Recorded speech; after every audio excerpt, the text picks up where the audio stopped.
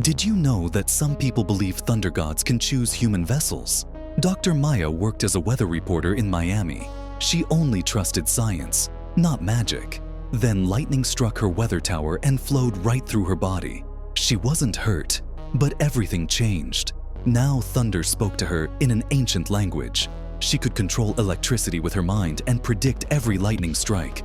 The thunder god Xango had chosen her. Soon, she'd need his power to fight evil spirits threatening her city. But becoming a god's vessel comes with a terrible price.